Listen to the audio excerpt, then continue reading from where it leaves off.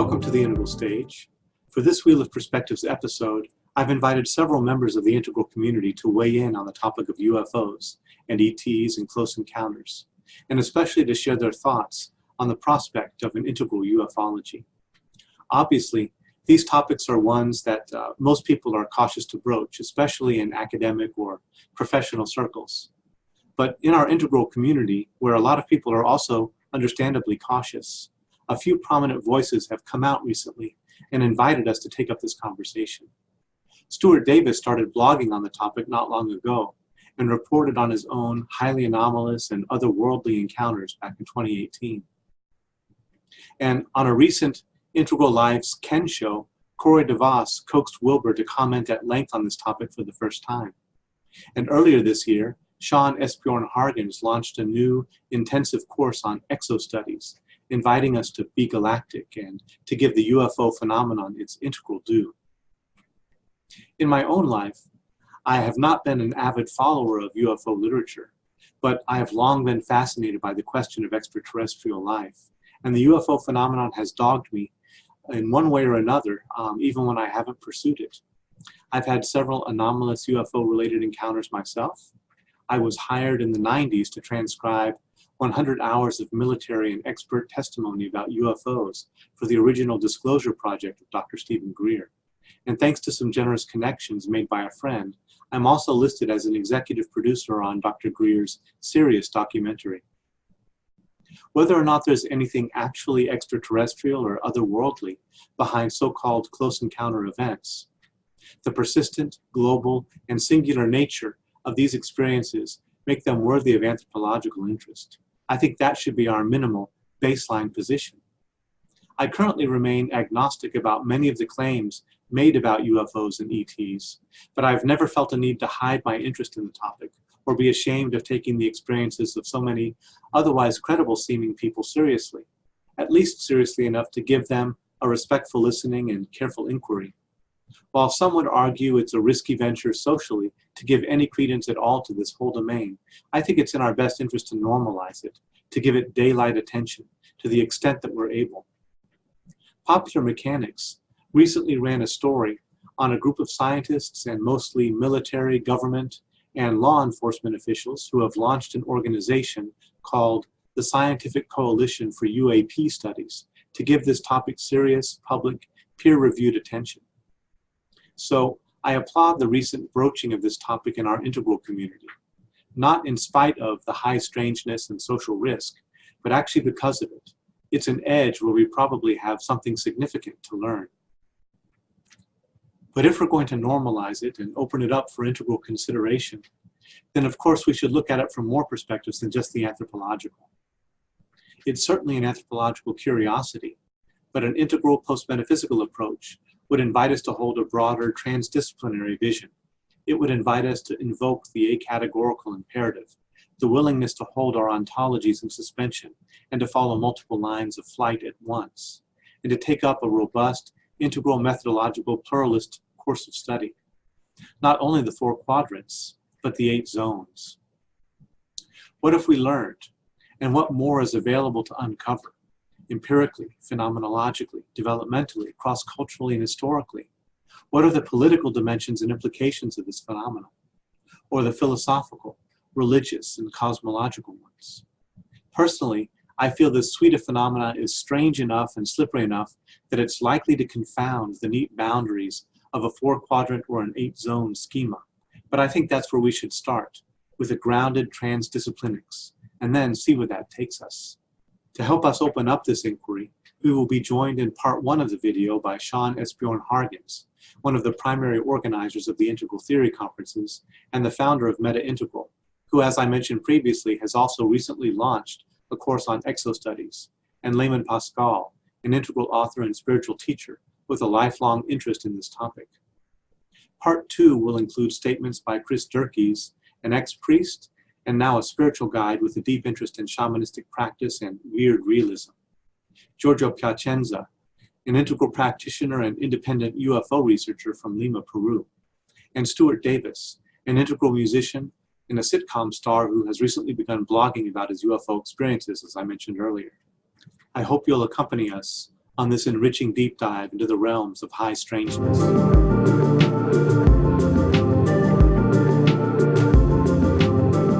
All right, great to be here. Really appreciate Bruce Alderman, a dear friend and colleague of many, many years, creating the opportunity for a number of integralists to come together and share their experiences and ideas around how we might engage on the UFO topic and related phenomenon in an integral way. So Bruce has asked me to share a little bit about kind of my approach and kind of what I'm doing with exo studies. So I'll just dive into that and we'll see how long it takes. But I imagine it's going to be a good half hour here for me to get through some of the key things that I'm wanting to share. So let me start by just saying a little bit about how I kind of made the move from focusing on integral theory as a primary area to then diving into what I call exo studies. A number of years ago, I had a series of my own, what I refer to as galactic experiences or multidimensional experiences. And, these happened over many years and, they didn't really fit into integral theory. Now, that's not to say integral theory as a map doesn't have, room or space for these experiences that I have. They do. It does. That's what makes integral so awesome is it's a big map that pretty much everything fits into. However, there wasn't a sense that integral theory really had developed, the set of distinctions and practices and forms of meaning making around these experiences that was very satisfying. And so, particularly in terms of integral theory's approach to the subtle realm and non-human intelligences. So this led to a couple things. First, it led to what I think of as a shift from the story of self to a story of soul. And for me, what that means is I shifted from focusing on kind of my development in terms of levels, lines, states, and types, which I'm still very engaged in. But I shifted from that being a primary orientation to a focus more on my soul and the qualities of my soul and kind of looking at these longer time horizons and kind of what is it that I'm really wanting to cultivate in this lifetime in preparation for the next round, the next cycle, if you will. It also led to a shift from, a planet-centric orientation, kind of coming out of my integral ecology work, kind of connecting with both humanity and the biosphere, which I refer to as planet centrism. So moving from that into more of a galactic-centric orientation. And, and this was something also that, you don't really find talked about or included in integral theory. We go from kind of world-centric, or planet-centric to cosmocentric with a K, but that means something different than kind of cosmocentric with a C. So I became very interested in cosmocentrism, with a C, especially given what's happening in terms of Elon Musk and us, on track to send humans to Mars in the next 4 to 6 years and becoming a multi-planet species. So this really kind of activated, my imagination and, So as these shifts occurred, I began to look at, the amount of evidence kind of related to my experiences and the field of UFOs and extraterrestrials and other paranormal phenomenon. And I was just, to be honest, just totally overwhelmed at how much evidence there is. Like it was a bit shocking to me that there's such great evidence and from a lot of different domains pointing to these realities, especially when you take a broad empirical approach as one would within an integral context. And then I was also, really became aware of the cultural shadow around this and what a taboo topic it is, and how people just don't want to go there. So I found this very interesting, that the amount of evidence is kind of equally met with the amount of shadow.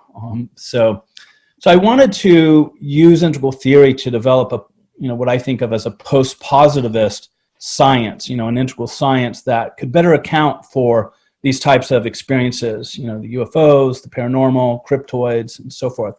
And then somewhere along this process, Stuart Davis got wind that I was dabbling in some of this, and he reached out to me, and about a year ago, we began having a series of conversations.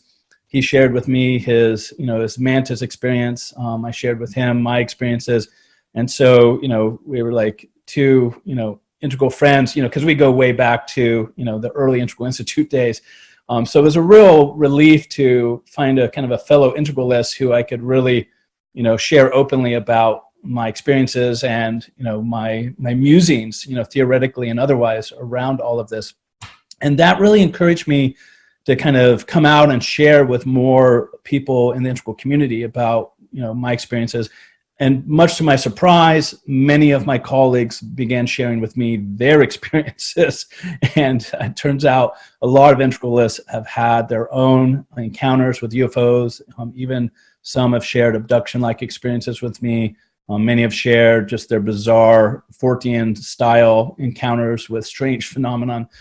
So this, was really striking because many of these people I have been friends and colleagues with for, 10, 15, 20 years. And they, we've shared all kinds of meditative experiences and yet this topic's never come up. Like we've never shared these experiences with each other.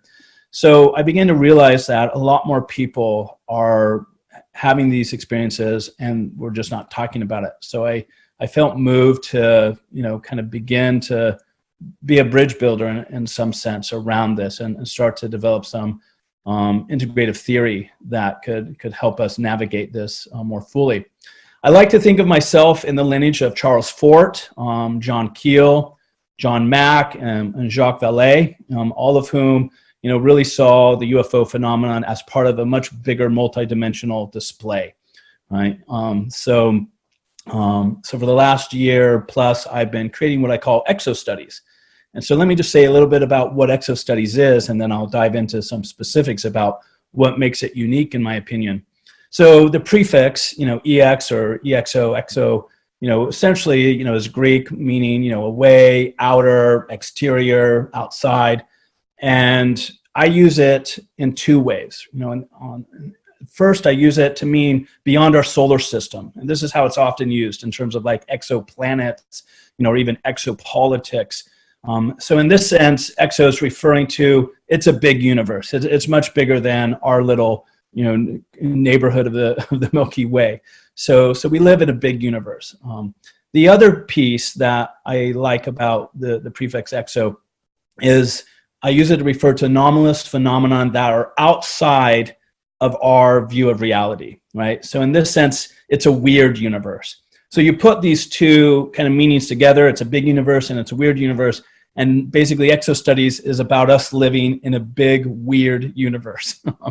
And, so a lot of my work is, in this context is kind of trying to make sense of this and develop integral methodologies and distinctions that can help us, explore and make more meaning out of living in a big, weird universe. So the more kind of technical definition of exo studies is it's an emerging integrative meta field committed to exploring the psychological, sociological, and scientific implications of living in a multidimensional multiverse, right? So right there, you can already see kind of the big three, right? Psychology, sociology, science, right? So I'm trying to cover the bases, and I think of it as an integrative meta field that is emerging. And so just to zoom in on kind of three other components of exo studies, it includes first-person accounts of people having contact with or experiencing non-human intelligences. It also includes the exploration of cultural meaning making, around this topic, especially in terms of the taboos that are present. But it also considers, how can we foster a more galactic-centric humanity, right? And what does that look like, developmentally? And lastly, it explores the role of the new exosciences, cutting-edge physics, fringe science, and in general, post-positivist broad empiricism that, and what do these different kind of approaches to science have to offer our understanding of reality. So while exo studies includes what has historically fallen within kind of the UFO extraterrestrial context, it goes beyond this by taking a meta view of the dynamic interplay between mind, meaning, and matter. So there again, we kind of have the integral triad. And it does this by drawing on source material that traditionally hasn't been connected to the study of UFOs or ETs. or even EDs, extra dimensionals, as well as extra-terrestrials. So in particular, there's three main camps of disciplines I draw on for exo studies. First, mainstream academic and philosophical literature. Second, UFO and space studies literature. And lastly, esoteric and paranormal literature. Altogether, I'm actively reading, researching, and thus drawing on over 30 distinct disciplines, across these three big categories. And this is what I refer to as a meta-disciplinary approach, right? It's a massive amount of disciplines to be tracking and engaging and, kind of pulling together, the different pearls of wisdom that each of them offer and how we can relate that to, exo studies, right? So this is one of the big differences between what I'm doing and what I think anyone else out there is doing in the UFO context. And it leads to a number of unique aspects of exo studies, because when you're looking at 30 plus disciplines across mainstream, UFO, and paranormal esoteric context, and trying to get a sense of how each of those adds to our understanding of this phenomenon, new insights emerge that aren't really available by just kind of drilling down into any one of those. So so let me outline 5 to 6 of the unique aspects within each of the three main areas that I just went through, so that you can get a sense of kind of what's unique about exo studies. And so the three areas are the cultivation of multidimensional awareness, the development of galactic diplomacy that recognizes a larger humanity, and the establishment of an integral science that can do the phenomenon justice. So within each of these three areas, I'm going to talk about over the next few minutes kind of 5 or 6 unique aspects of each of those. So starting with multidimensional awareness, I like to kind of highlight this to begin with. Our 5 physical senses give us access to only part of reality. There are dozens of additional senses that can be cultivated in order to perceive extraordinary realities, right?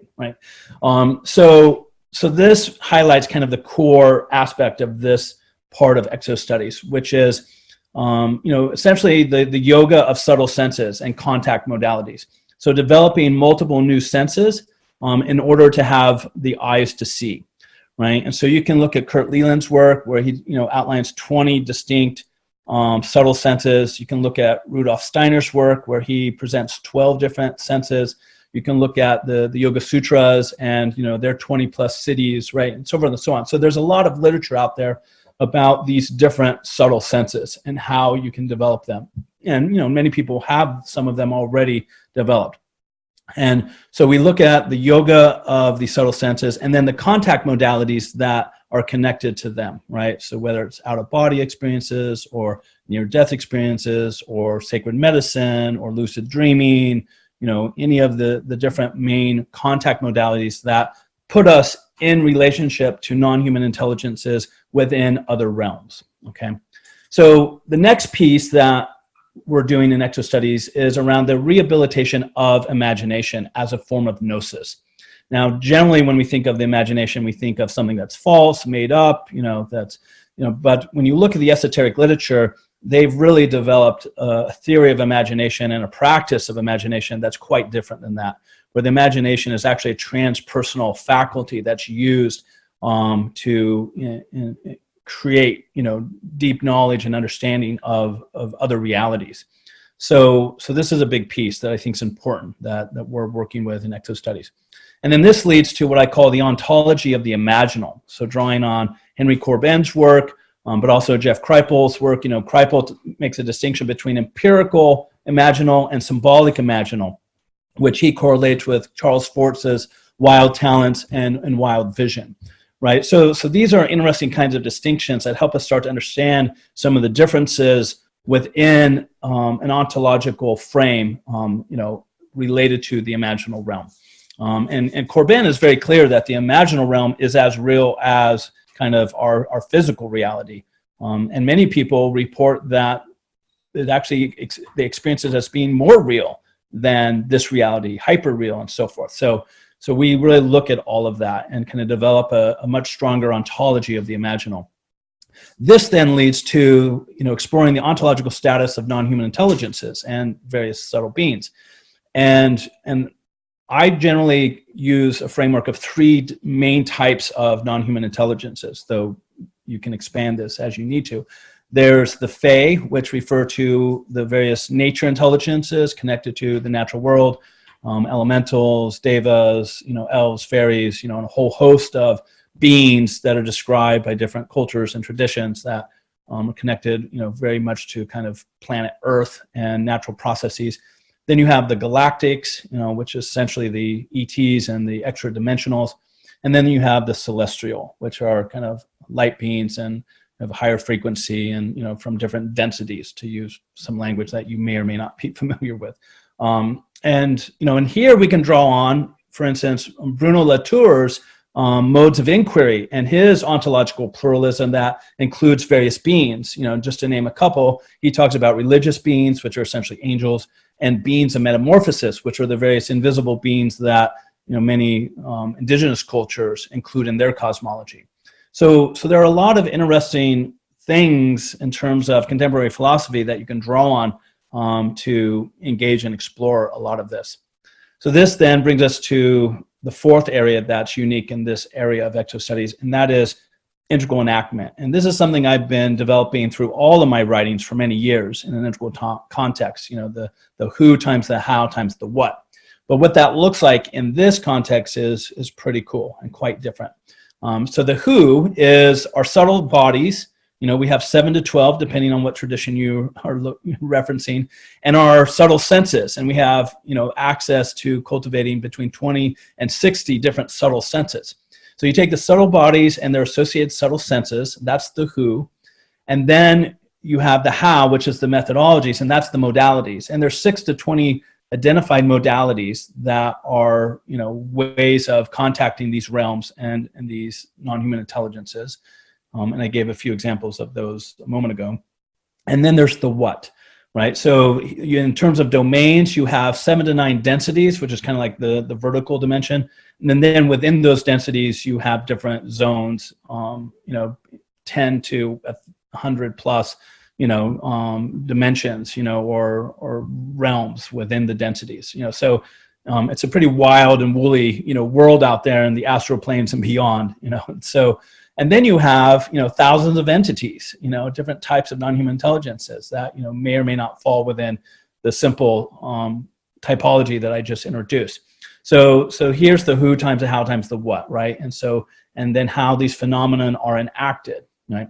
The last area that is unique with exo studies is, kind of developing a more integral theory of the soul, right? Drawing on the out-of-body experience, near-death experience literature, the life between life literature, and I know others in the integral space, have included the soul as part of their work, and I applaud that. I think what's different here is really trying to develop more kind of a grounded theoretical understanding of the soul and its dynamics and its process by drawing on the different literatures that really can give us some insight as to the soul and its nature. So to sum up kind of these 5 areas that are unique to kind of the multidimensional aspect of exo studies is basically I'm taking a very strong ontological position, especially in relationship to the subtle. And I'm not taking refuge in the safety of Kantian epistemologies, right? What I find over and over again is everyone's really hesitant to make strong ontological claims about these phenomenon.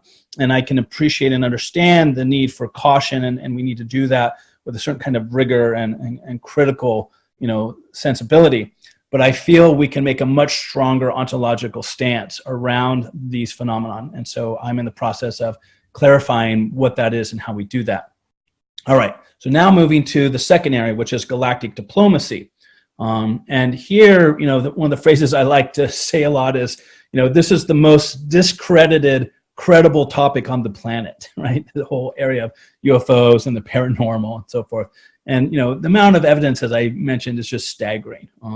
But, we need to be able to sift through that evidence and, kind of verify it and so forth. So there's that process, but the evidence is pretty amazing when you really get into it.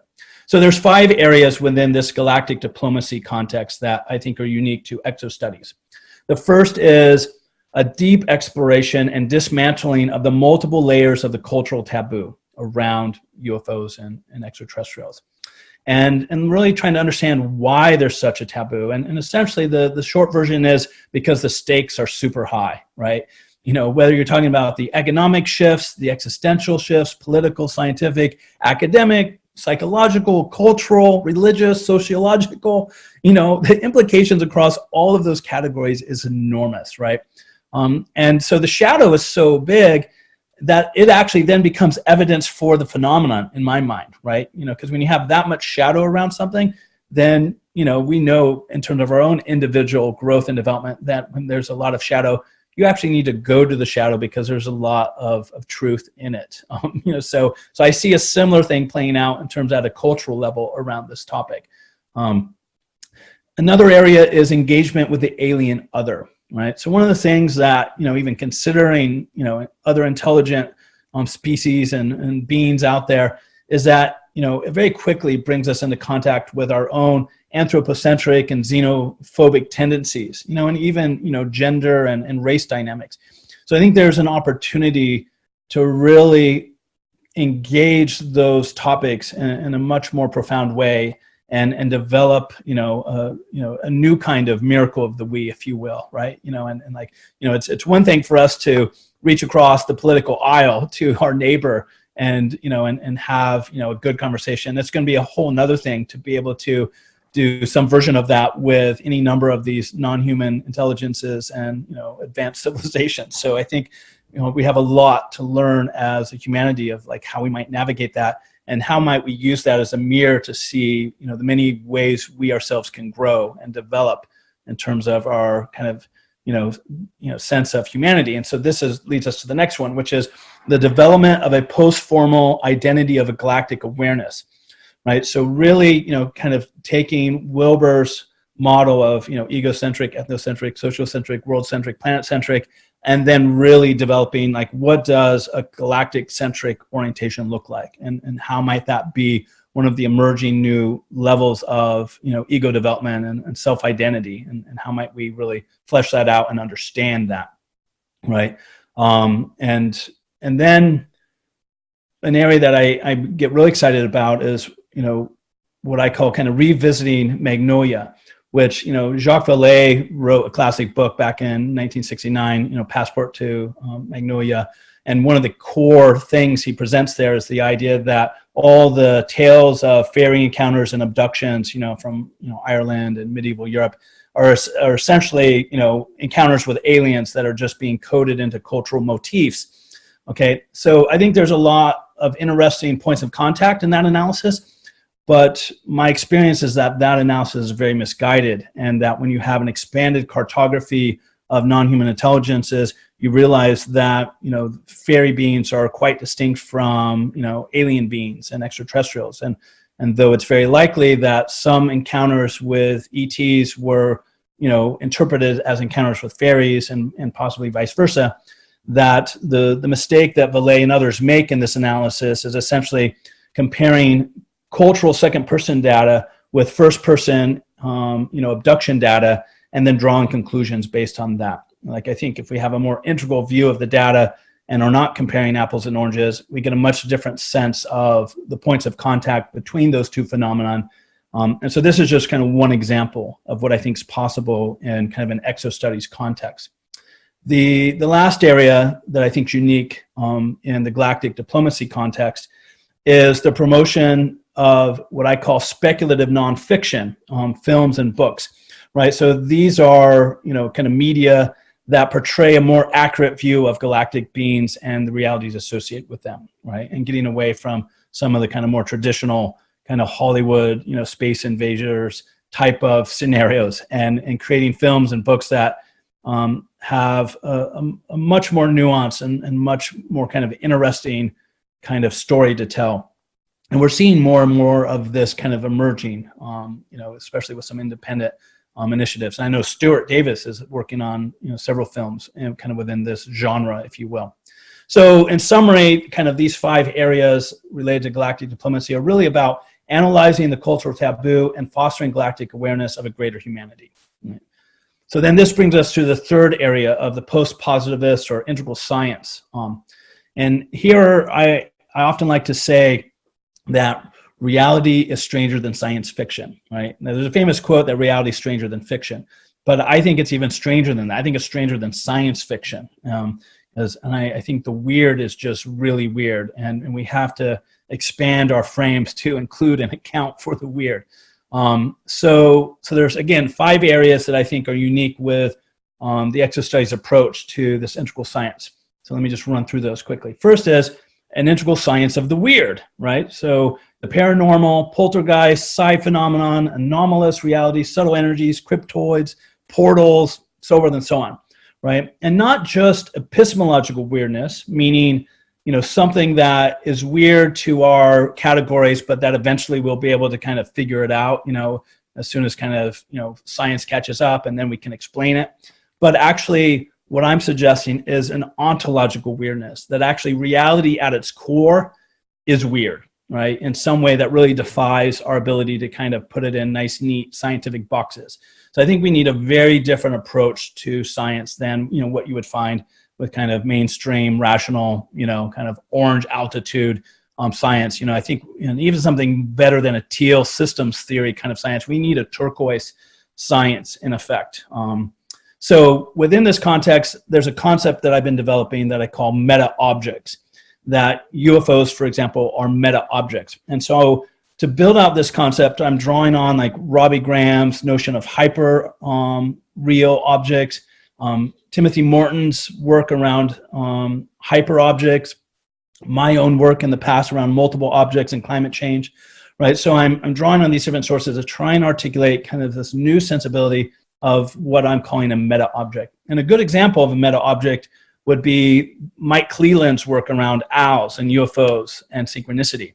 And, for anyone who's read his book or listened to some of his podcasts, one of the things that's so fascinating about Mike's research is that you really come to realize that owls are not always owls, that owls are any number of things, sometimes even simultaneously, they're multiple things, sometimes they're UFOs, sometimes they're screen memories, sometimes they're actual ETs, sometimes they're just archetypal energies, sometimes they're biological owls, sometimes they're not biological owls, sometimes they're biological owls that are being used like drones by different intelligences to survey the landscape and the situation, right? And, and it goes on and on that, so you really, exploring Mike's work, you come to realize that, an owl possibly is not always an owl. And so this gets into this idea of a meta object. And, one of the core concepts that I'm developing around meta object is this idea of doubleness.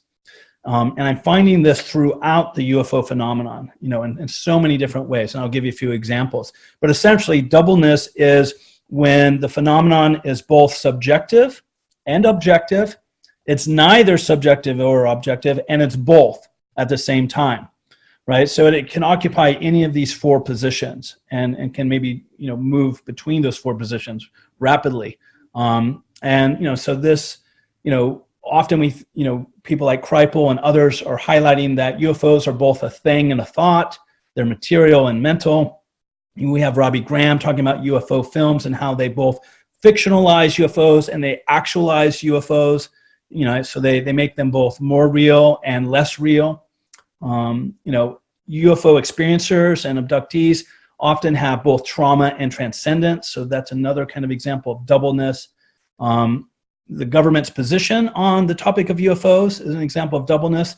Officially, there's no national security threat, but behind closed doors, kind of unofficially maybe, is that, it's above top secret, right? And there's thousands of, Freedom of Information Act documents that make it very clear that, the government takes UFOs very seriously and has since, the late 40s. But their official position is that they're nonsense and don't exist. So this is, this doubleness at play. There's also the fact that UFO craft are, many of them are our own, and many of them are, quote, theirs, whoever they are, right? So again, this doubleness. Richard Dolan often likes to say that disclosure, so like the revelation of the UFO phenomenon and ET contact is simultaneously impossible and inevitable, right? And he goes into why he thinks that's the case, but here again, you have this doubleness. He also says UFOs are everywhere and nowhere, right? And then you have the disinformation campaigns from the media and the government, and here again, you have truth and lies mixed together, and you can't really tell one from the other, right? So, and then Cleland and Kripal both talk about how the weirder and more tangled and bizarre the story is, the more real and more truthful it is, right? So again, this is counterintuitive because we would think the weirder it is, the more made up and fanciful and inaccurate it is. But their position, and I think appropriately so, is that the weirder it is, the truer it is. And so I think we really have to consider that. And then there's the whole issue, are we alone? This question, this big question. Either answer, yes or no, is pretty existentially terrifying, and it's the doubleness of the phenomenon. And the examples I just gave to give you a sense of what I mean by that, it's the doubleness of the phenomenon where we can't really answer it one way or the other, right? And that's part of what makes the topic so taboo, is this doubleness, that it is subjective, it is objective, it's neither, and somehow it's both, right? And so this is why we need a different science, because it's a different kind of object. This, it's a meta object. The UFO is a meta object, and this is very similar to Charles Fort's concept of ontological intermediatism, which for him is, he says, nothing is real, but at the same time, nothing is unreal, and all phenomenon exists along the spectrum of real and not real. Right? And so they're kind of these approximations in one way or another between realness and unrealness. Derrida also has this great concept, undecidable, right? That something's undecidable, it cannot conform or confirm to either side of a dualism. It can be both fact and fiction, present and absent, subjective and objective, right? So it's this bleeding of boundaries. And this is what the UFO phenomenon is so good at. It challenges our categories. It bleeds across our boundaries. It forces us to reconsider our scientific method, our ontologies, our epistemologies, our methods, right? And some, like Vallée and others, kind of suggest this is the core kind of purpose behind the phenomenon, is to kind of upturn and kind of drive the evolution of consciousness. So it's very interesting that many people see the bizarre weirdness of the UFO phenomenon as actually a catalyst for the evolution of consciousness. And I think there's a lot to that. In fact, I think it might even be one of the best catalysts towards integral societies and integral awareness. And so the other piece here is drawing on the new realisms that have been emerging in the last decade, right? So there's participatory realism, open realism, both of those dealing with kind of quantum theory. There's speculative realism and the weird realisms of, Harman and others. There's Karen Berard's work around agential realism, which I'm really fond of. I think she has a lot to offer how we develop kind of a new cosmology and metaphysics. And many of the feminist relational process ontologies, I think, are very rich areas to draw on. And so I'm really engaging those sources. And then there's Bashkar's critical realism and, my own efforts at developing what I call a complex integral realism, which I'll continue to do in this context. Another area that's unique in this kind of integral science context is the paradoxical methods, right? So I'm trying to identify and pioneer a number of new methodologies that are, up to the task of kind of this turquoise science.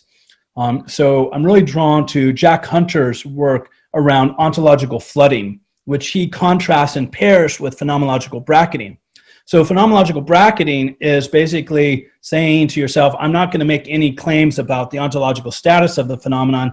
I'm just going to be a really good observer of the experience of the phenomenon and try to get to the essence of the experience without making any claims about its actual status and reality. Okay, that's all good, but we need to complement that with ontological flooding, which is essentially described as actually opening up the floodgates of the ontological implications of the phenomenon that you're encountering, and kind of starting from a position of assuming that what you see is what you get, that the ontological implications of the experience are as they present themselves, right? Opposed to this more skeptical view that we've inherited, and from the 1800s with Kant and everything.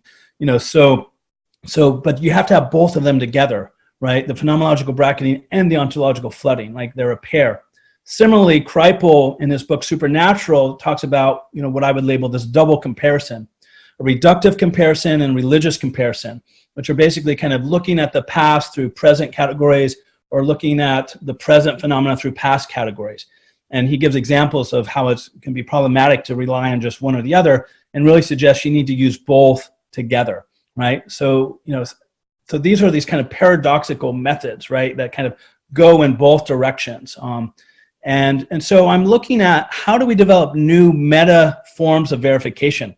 Because one of the fascinating things about the UFO phenomenon is that arguably there's really no single smoking gun, but when you take in all the evidence together, it's overwhelming. So how do we develop new kind of meta verifications that work with the meta patterns that come out of the data? And then also, we have, Karen Broad's notion of interaction, which is the mutual constitution of entangled agencies, and her notion of agental cuts, right? And so the idea here is that there's a cutting together and apart, right? So again, a paradox, cutting together and apart simultaneously within a phenomenon, and that distinctions are temporary, such as subject or object. That would be a temporary distinction. It has ontological status, but then it dissolves back into the entanglement, right? So this is an example of kind of the feminist relational process ontologies that I think can really help us, in exploring some of this phenomenon. And then lastly, there are these 30 claims that Tom Curran, colleague of mine, he and I have been working on these claims that are going to be part of a website we're launching in the coming months. And they cut across, the categories of hard science, direct experience, and institutional dynamics. And any one of these claims is a game changer. And we feel there's good evidence for all 30 of them.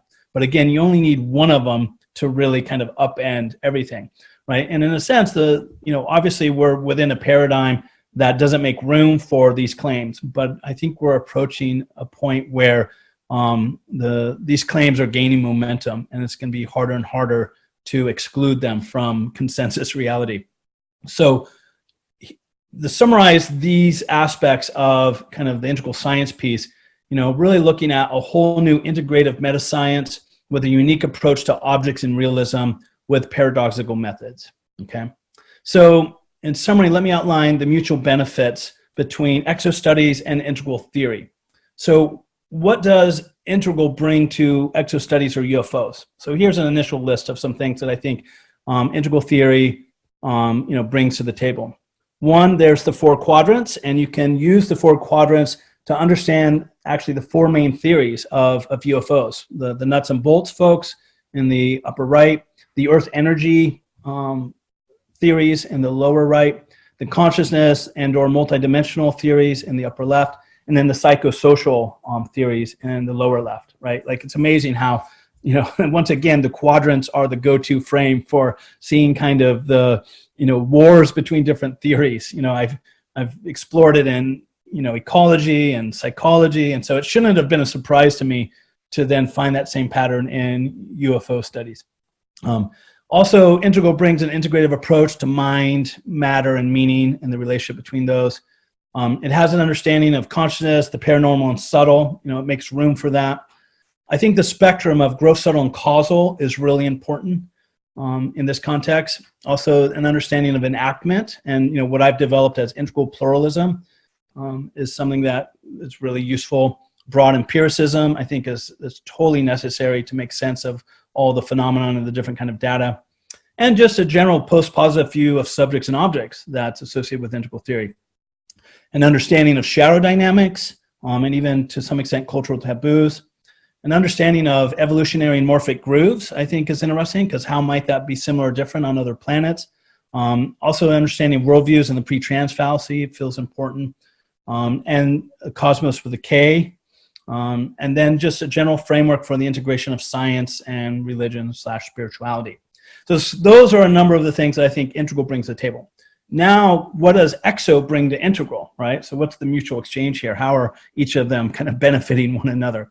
So here's my initial list of the ways in which exo studies, in some version of what I've just outlined, I think, brings to and helps, develop integral theory.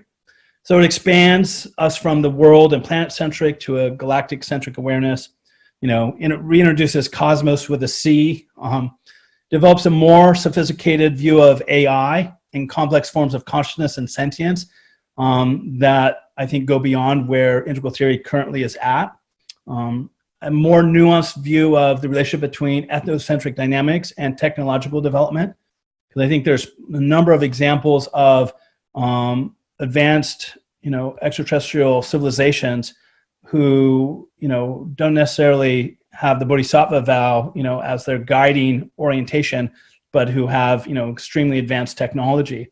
So I think there's some interesting things to learn about the relationship between, evolution of consciousness and technology.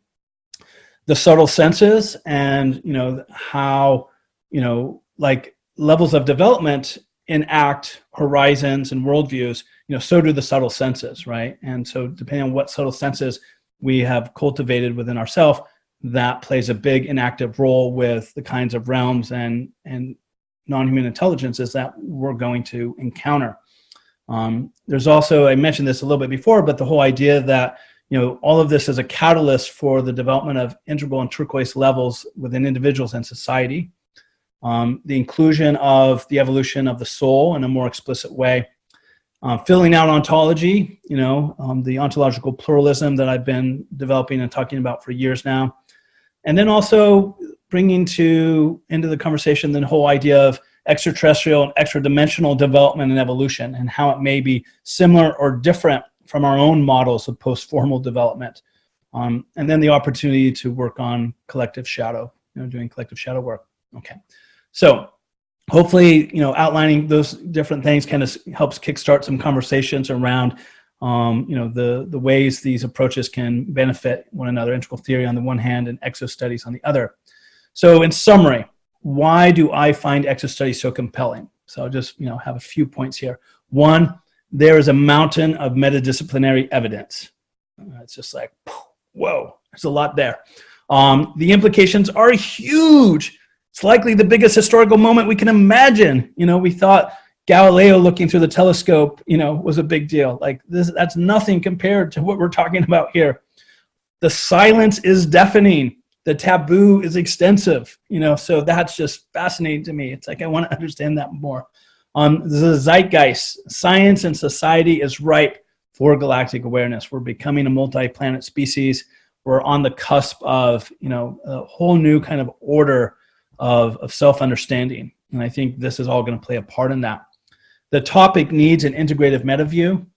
There's a lot of craziness mixed in, as you well know, so we need an integrative meta view to kind of sort through all of that. The topic is rich in core philosophical issues. My PhD is essentially in philosophy of science. So for me, this is just like a big sandbox to really grapple with the biggest philosophical questions, that Western Civ and Western philosophy, and Eastern philosophy have grappled with. And lastly, the topic is much stranger than science fiction. And, so I just, we're living in a big, weird universe, and I want to understand that better. So thank you very much. I'm looking forward to, what comes out of this engagement with Bruce and the others who are involved. And you can always learn more about what I'm doing in this context by coming to my website, www.exostudies.org. And we'll see you in some form. Thank you so much, Bruce.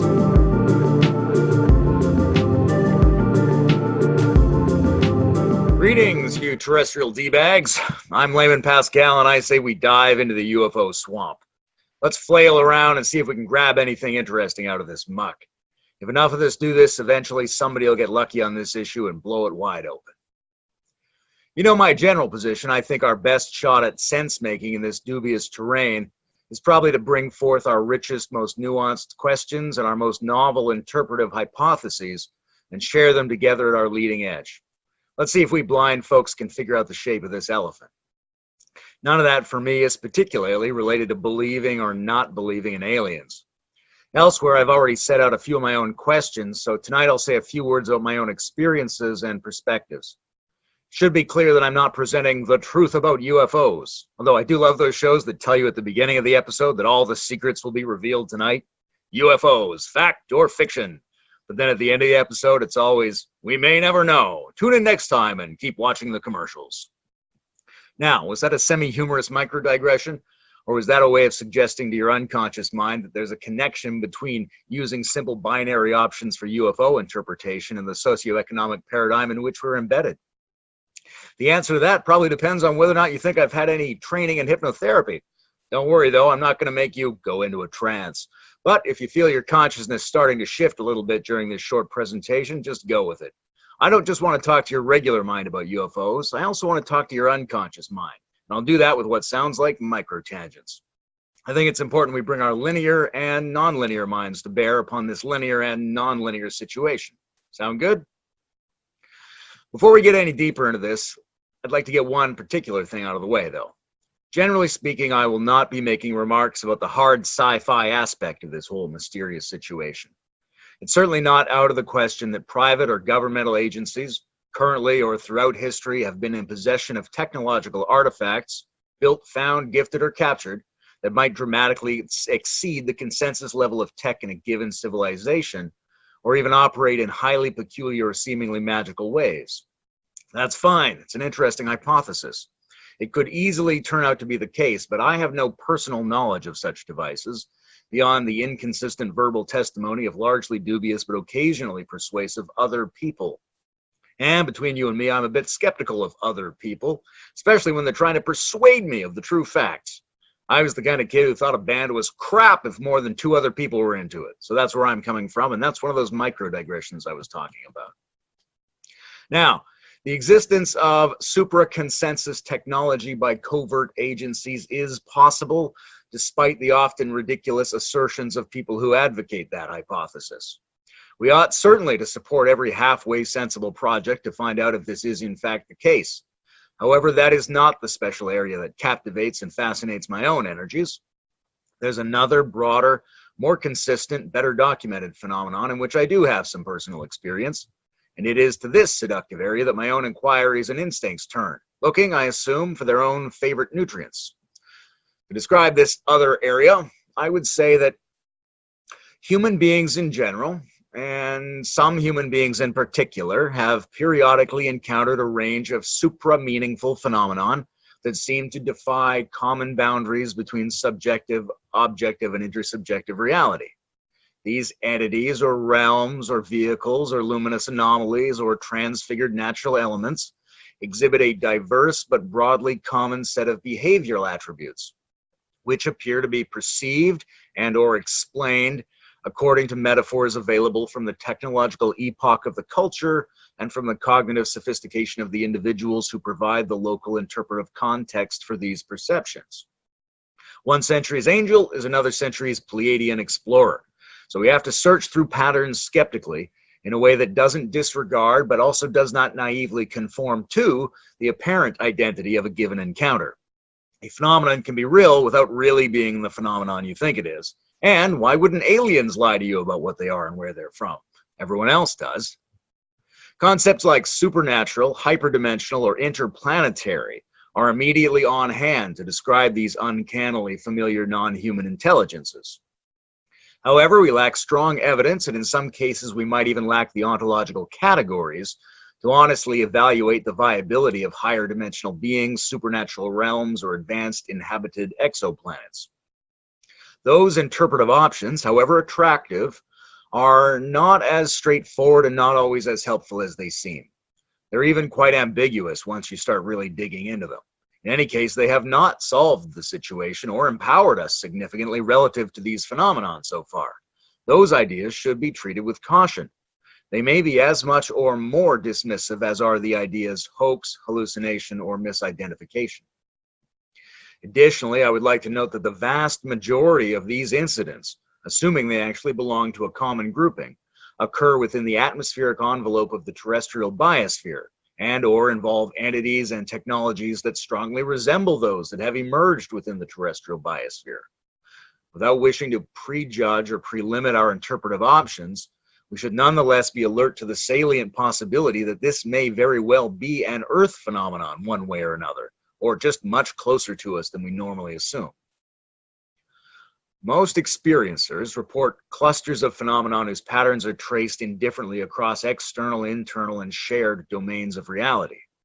And as if that wasn't bad enough, it might be that the uncanny sense of the highly peculiar and the existentially ambiguous flavor involved in these encounters is not simply an artifact of our incomplete knowledge about this phenomenon, but may well indicate an inherent characteristic of the entities themselves, or of the objective structure of their relationship to us. From publicly available information, including personal and interpersonal experience, video recordings, disclosed military data, historical accounts, etc., the phenomenon seems to involve a combination or mixture of psychedelic visionary personal and interpersonal experience on the one hand, and on the other hand, at minimum, external electromagnetically interactive factors. Where there is light, there are actual photons. But let's forget about this general overview of the situation for a moment. Let all that go, and let's take a few minutes to focus in on something more personal. I've been fascinated by these mysteries all my life. So what I want to do is take you a little deeper into a few of my own stories, 2 or 3 or 4, and certain elements of those stories will then be uploaded at the end into an unusual interpretive possibility that I think might enrich our shared pondering on this subject. I don't honestly remember the first anomalous experience I had. My mother has a strange document transcribed from before I was old enough to write. Apparently I came to her one night and insisted it wasn't a dream and she should write it all down exactly because I couldn't. Luminous football-shaped craft in one of the fields, upright silver creatures with fox heads, a device something like a wand in one of their hands, an invitation to come aboard, which I declined due to feelings of being intensely disturbed by the whole situation. I've read the document, but I don't remember the event. Who knows what lurks or vanishes into the mists of that sketchy personality we had before our waking state memory came fully online. It's like my memories of entering this body at birth. Neat, but not conclusive. We have to be cautious about how information gets into our so-called timeline, regardless of how evocative and essential it feels to us after the fact. Later in childhood, though, an intense longing began in me for the night sky and its unseen inhabitants, a natural pagan sentiment, I'm sure. But the feeling evolved, and I began to encounter intelligent authors whom I appreciated on this topic. As a kid, I would even sometimes try to send telepathic messages into the night sky or flash SOS with a flashlight to get their attention. So there was, in my case at least, an element of intentional invocation, however casual. I used to joke that abduction and anal probing was a small price to pay for getting to see inside a starship. Nonetheless, my experiences were more mystical and dream-related, at least until one night in the Bahamas. We've moved there for a year. We're staying with some other guests at the Orange Hill Guest House in Nassau. Dull, adult conversation has driven me outside with the similarly aged son of the owner of the guest house. We play war, pretending to shoot each other with sticks as we climb around the outside of the building, especially the small turret-like tower at the corner.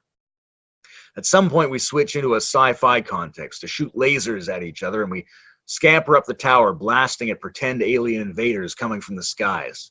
So it's understandably disconcerting when we reach the top of the tower and see in the sky, both of us mutually confirming the sight, the very craft we had just been pretending.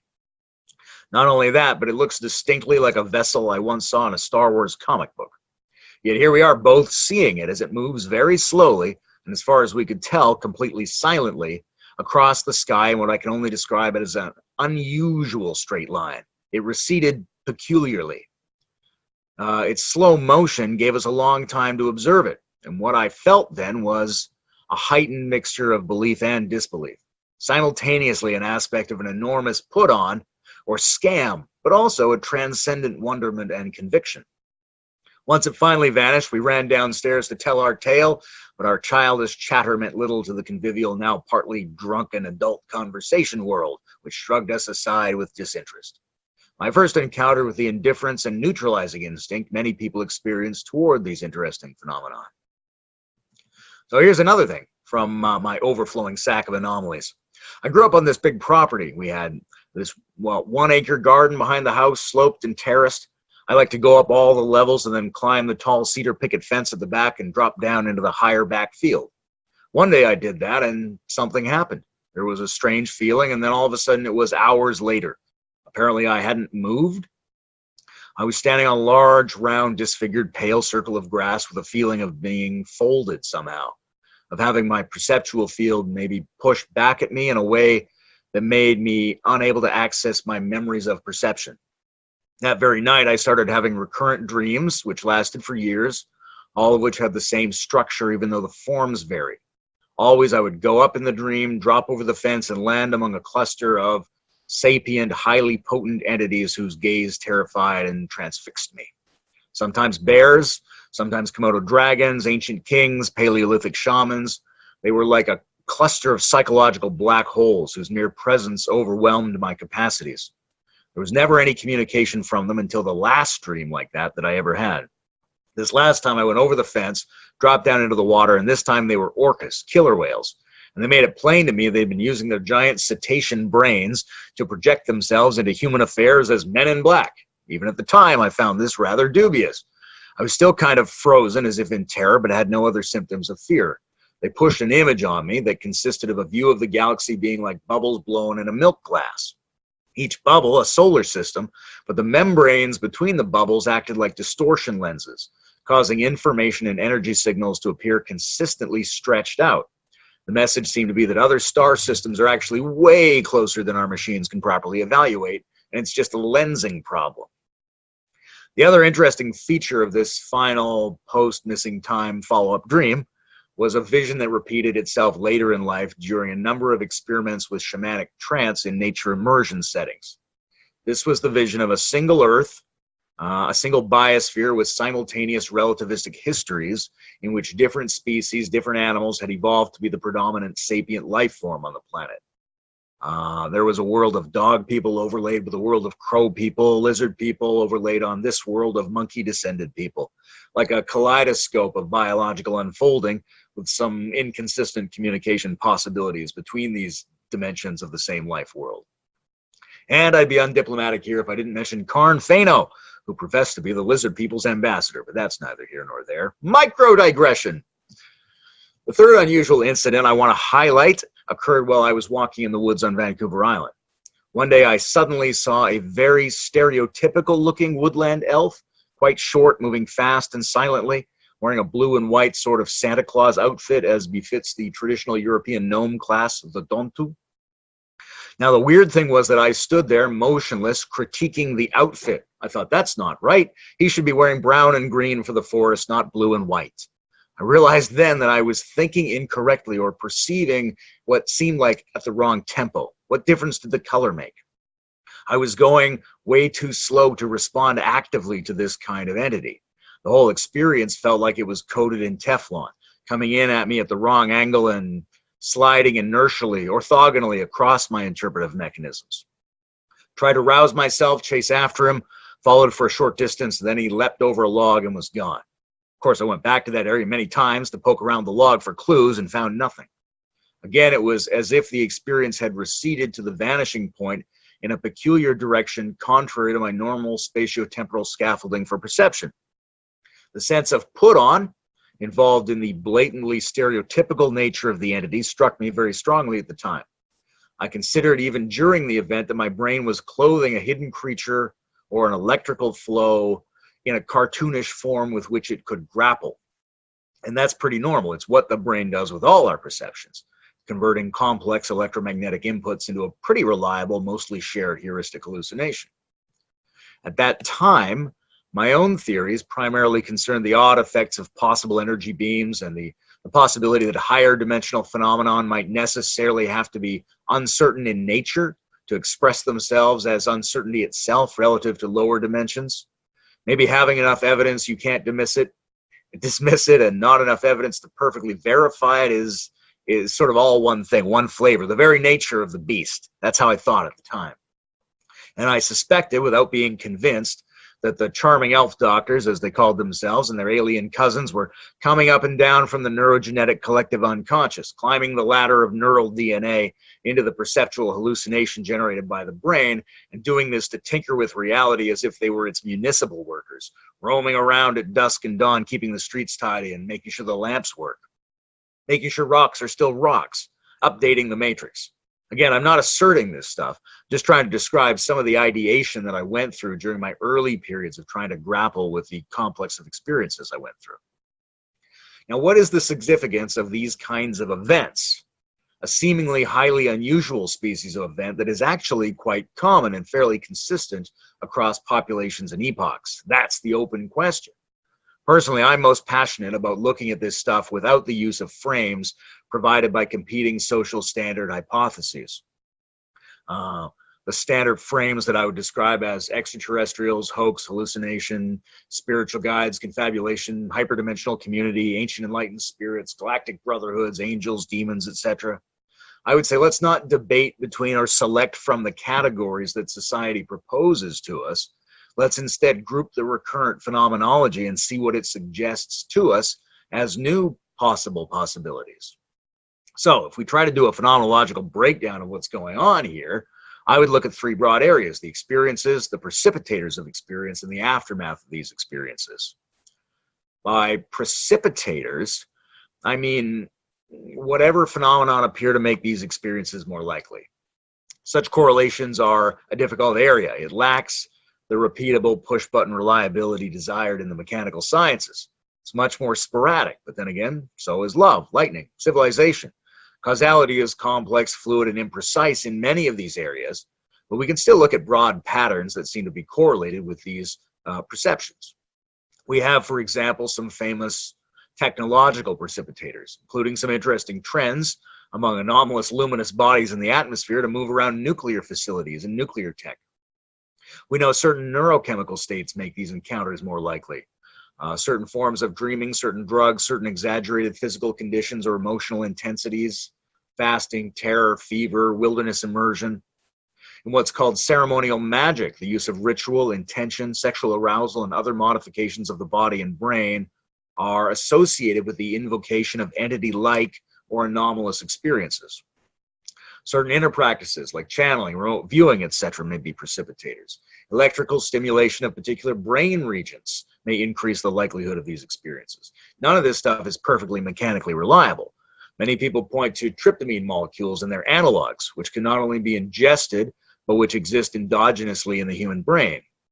These chemicals spike during certain phases of dreaming and can presumably be modified by various physical and emotional states.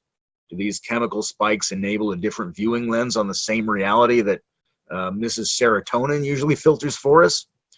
And is this more probable, as Graham Hancock speculates, in people who have a genetic predisposition similar to the one that seduced a certain percentage of our ancestors into the shamanic journey? That would be of great interest to non-reductive developmentalists, since the shaman's life is the primordial example of human spiritual and cognitive development. So all that stuff is what I would call the precipitators, not guarantees, but things that recur as probabilistic cultivators or anticipators of the phenomenon. Then we would look at the phenomenon themselves. What general categories do they seem to break down into? I would call them something like anomalous luminous objects, entities, removals, crafts, knowledge, and the emotional transfiguration of nature, assuming these do actually belong together in a common set. We don't know that. It's an interpretive gamble. Overall, what do people experience? Well, definitely something that interacts with electromagnetism. There is concentrated temporary luminosity in a huge number of these incidents.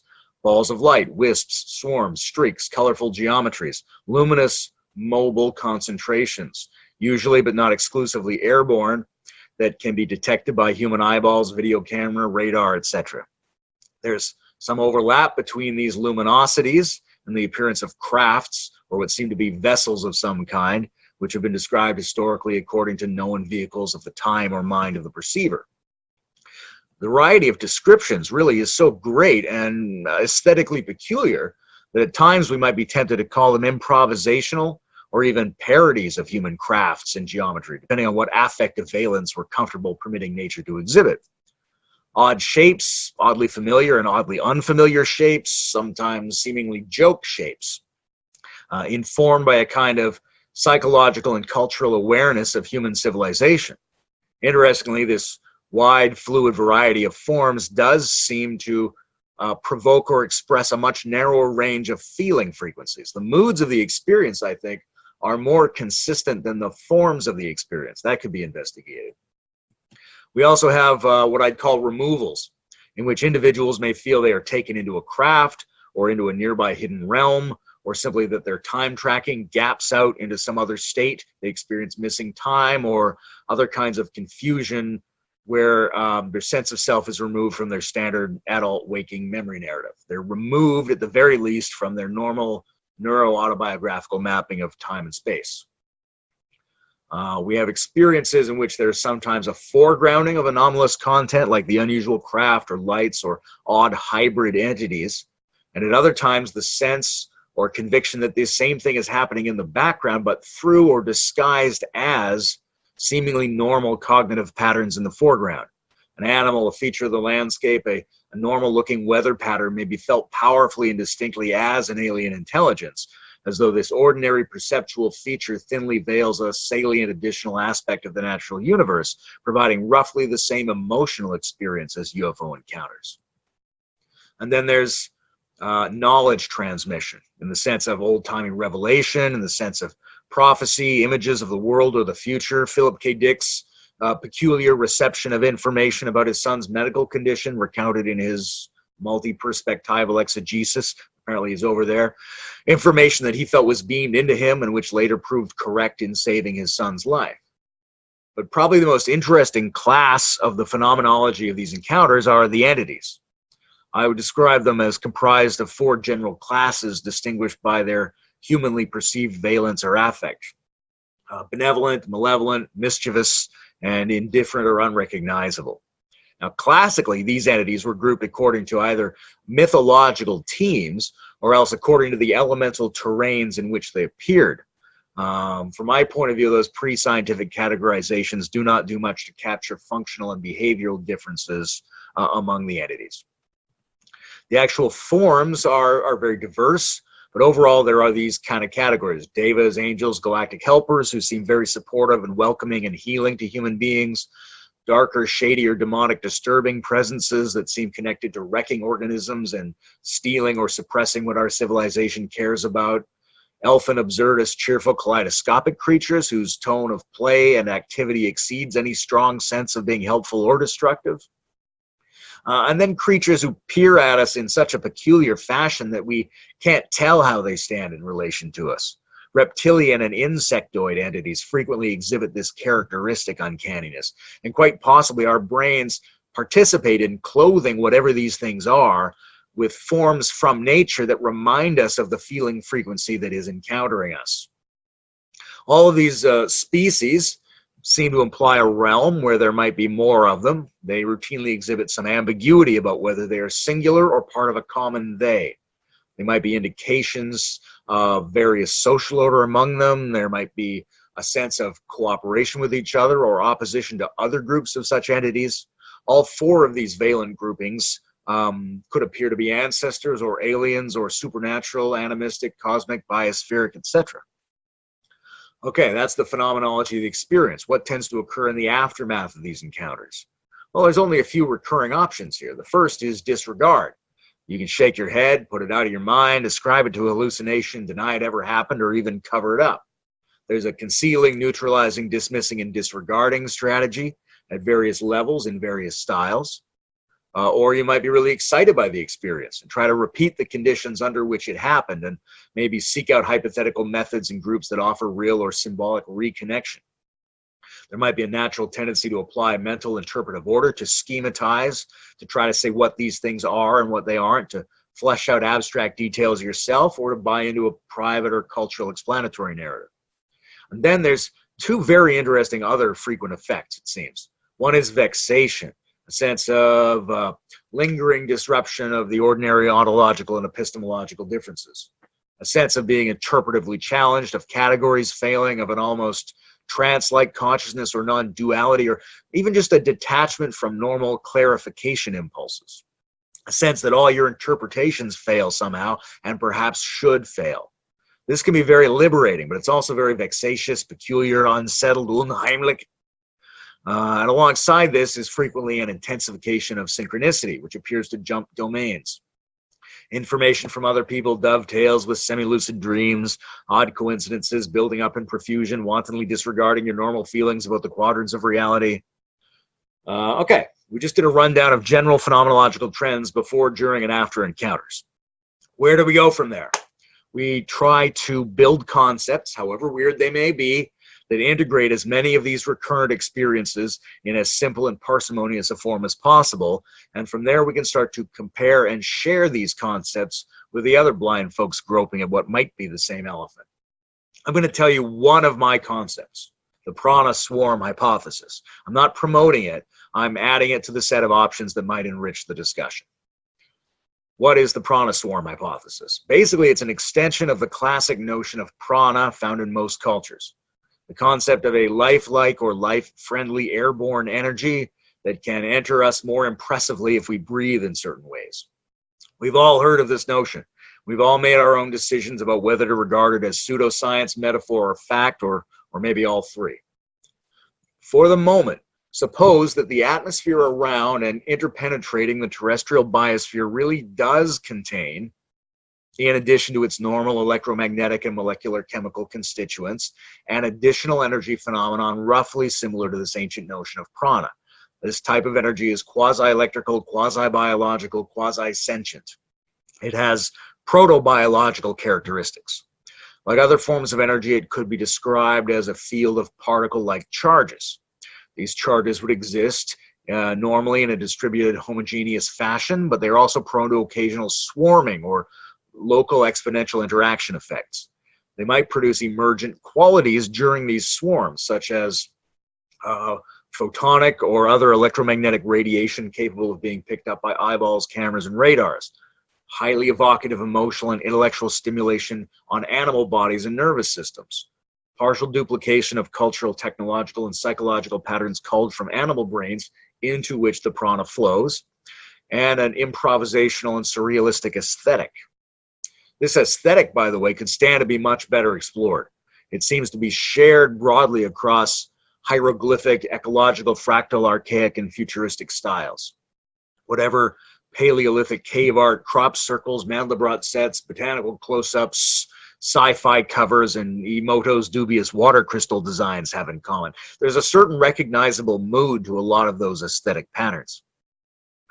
So these local amplifications caused by the pranic nanoswarms operate much like other forms of normal atmospheric electricity: sheets, balls, flashes, bifurcating tendrils, sky-earth discharges, luminosity, and peculiar bioemotional effects on organisms.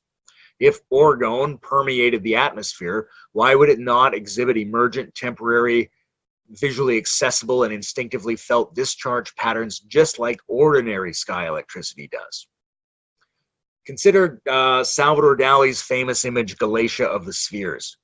Here we see his wife transfigured into a miraculous vision of the Virgin Mary in the sky, but her form is composed and projected by the coordinated, colorful geometry of these little sky spheres, who present a temporary, possibly unstable, culturally and personally relevant image built out of this swarm of centers, which also appear to enter and recede from an unknown distance and vanishing point.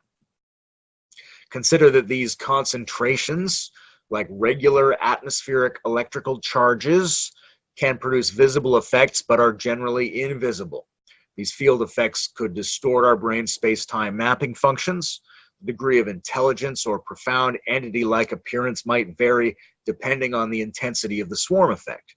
This one idea could even be extended, I think, to describe a recurring feature of human spiritual traditions, in which certain human beings, often those who promote and practice peculiar forms of breathing, appear to some others as being transfigured, radiant, godlike, a source of odd visions and unusual emotions despite their bad behavior and sketchy beliefs. Are these kinds of siddhas basically duplicating the same concentrated prana swarm effects? It's worth considering. Merely to suppose that the universal suggestion of our ancestors that a qualitative intelligent life energy exists in the air is not entirely invalid opens up this interesting interpretive opportunity. If it was real, it would probably then have a particle-like nature, even though our ancestors didn't think about it in that fashion. Clusters of these mota, my word for the pranic charges, would strike us as oddly organismic, perhaps strangely intelligent, unexpectedly interactive, frequently available in tandem with geobiospheric immersion or electrochemically unusual states of mind, as well as characterized by a sense of ascending and descending from the sky. All these things would follow very simply from the idea that a quantized, complexly interacting bioaffine massless electricity really does permeate the biosphere with some special relationship to organisms and the oxygen molecule. When these mota swarm together or flux back into the background, any visual effects would be a little peculiar, as if the apparent temporary luminosity, object, or entities were entering or exiting perception from nowhere along odd trajectories in ways uncharacteristic of material objects. Of course, this idea would have to be implausibly stretched to explain solid alien machines or bodies in secret labs, but it does nonetheless explain a lot of different and related phenomena in a single concept. That's interesting. And it would not be problematic to assume a subset of the population is genetically or epigenetically predisposed to a more overt type of interaction between these atmospheric electric fields in the brain. Perhaps such people produce or modulate their endogenous tryptamine molecules differently. Perhaps they've even evolved that capacity as an adaptation to environmental prana swarms. That could all be nonsense, of course, but my wager is that if we add my prana swarm hypothesis into the discussion, we get two good things. First, we enrich the diversity of our interpretive options, and secondly, we encourage each other to experiment with new solution sets rather than to get mired in debating the standard options. End transmission.